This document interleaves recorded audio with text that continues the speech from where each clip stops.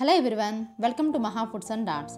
ఇవాల్టి వీడియోలో మనం కోడిగుడ్డు పులుసుని ఎలా ప్రిపేర్ చేయాలో చూడబోతున్నాం. దీన్నే గుడ్డు కారం పులుసు అని కూడా అంటారు. మరి ఎంతో టేస్టీగా సింపుల్గా ఎలా ప్రిపేర్ చేయాలో చూసేద్దాం.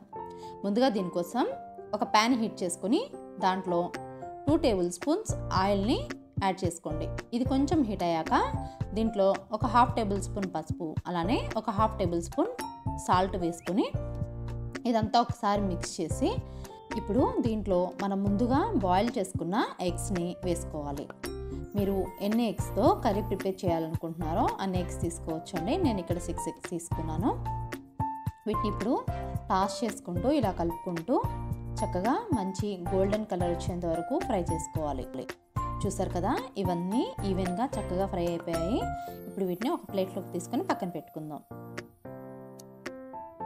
ఇప్పుడు ఇదే ప్యాన్లో 1 టేబుల్ స్పూన్ ఆయిల్ని యాడ్ చేసుకోవాలి. ఈ ఆయిల్ కొంచెం హీట్ అయ్యాక దీంట్లో 1/2 టేబుల్ స్పూన్ మెంతులు, అలానే 1 టేబుల్ స్పూన్ జీలకర్ర వేసుకుందాం. ఇది వేసుకున్నాక అంతా ఒకసారి ఫ్రై చేసుకొని ఇది కొంచెం ఫ్రై అయ్యాక దీంట్లో 4 నుంచి 5 పచ్చిమిర్చి చీలికలను కూడా వేసుకోవాలి. అలానే కొంచెం కరివేపాకు కూడా వేసుకొని ఒక 2 మినిట్స్ దీన్ని ఫ్రై చేసుకుందాం. ఇది కొంచెం ఫ్రై అయ్యాక దీంట్లో 2 నుంచి 3 మీడియం సైజు ఆనియన్స్ని సన్నగా తరిగి యాడ్ చేసుకోవాలి. ఇవి వేసుకొని అంతా ఒకసారి మిక్స్ చేసుకొని ఈ ఆనియన్స్ అనేవి త్వరగా మగ్గిపోవటానికి నేను దీంట్లో 1 టేబుల్ స్పూన్ సాల్ట్, అలానే ఒక 1/2 టేబుల్ స్పూన్ పసుపును కూడా వేసుకొని అంతా ఒకసారి బాగా కలుపుకొని ఈ ఆనియన్స్ అనేవి బాగా సాఫ్ట్ అయ్యేంత వరకు ఫ్రై చేసుకుందాం.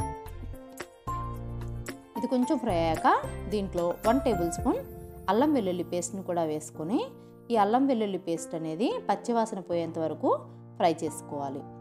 అలానే ఆనియన్స్ పూర్తిగా సాఫ్ట్గా మగ్గిపోయేంత వరకు ఫ్రై చేసుకోవాలి. చూసారు కదా, ఆనియన్స్ అనేవి చక్కగా ఉడికిపోయాయి.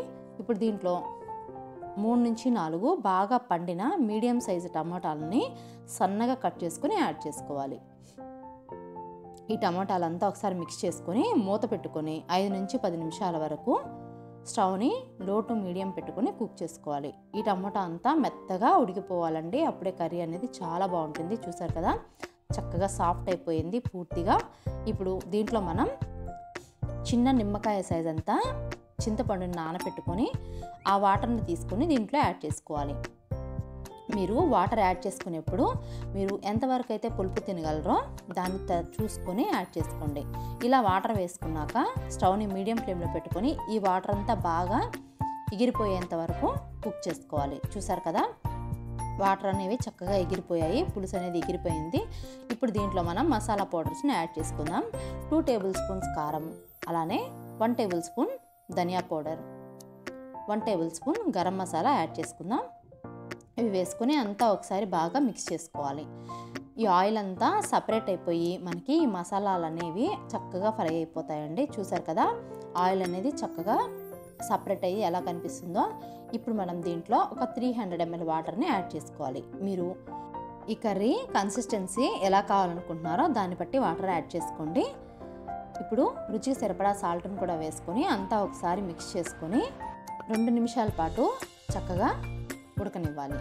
ఇది కొంచెం ఉడికి ఇలా బబుల్స్ వచ్చినప్పుడు దీంట్లో మనం ముందుగా ఫ్రై చేసుకున్న బాయిల్డ్ ఎగ్స్ని యాడ్ చేసుకొని దీన్ని ఒక 5 నుంచి 6 నిమిషాల వరకు స్టవ్ని లో ఫ్లేమ్లో పెట్టుకుని ఆయిల్ అంతా సపరేట్ అయిపోయి కర్రీ అనేది ఇలా దగ్గర పడేంత వరకు కుక్ చేసుకోవాలి. చూసారు కదా, మనకి ఆయిల్ అనేది చక్కగా సపరేట్ అయిపోయింది. ఫైనల్గా దీంట్లో కొత్తిమీరని కట్ చేసుకొని యాడ్ చేసేసుకోండి. అంతే, ఎంత సింపుల్గా మనకి గుడ్డు కారం పులుసు అనేది రెడీ అయిపోయింది. ఈ రెసిపీని మిస్ అవ్వకుండా మీరు ట్రై చేసి ఎలా ఉందనేది మీ ఫీడ్బ్యాక్ని నాకు కామెంట్ చేయండి. మీకు ఈ వీడియో కనుక నచ్చితే ఒక లైక్ చేసి మీ ఫ్రెండ్స్ అండ్ రిలేటివ్స్కి షేర్ చేయండి. మీరు మొదటిసారి కనుక నా ఛానల్ చూస్తున్నట్లయితే మరిన్ని టేస్ట్ అండ్ క్విక్ రెసిపీస్ కోసం, అలానే అప్పుడప్పుడు నేను వేసే నా పెయింటింగ్స్ కోసం మహా ఫుడ్స్ అండ్ ఆర్ట్స్ని సబ్స్క్రైబ్ చేసుకుని పక్కనే ఉన్న బెల్ ఐకాన్ని యాక్టివేట్ చేసుకోండి. Thank you for watching.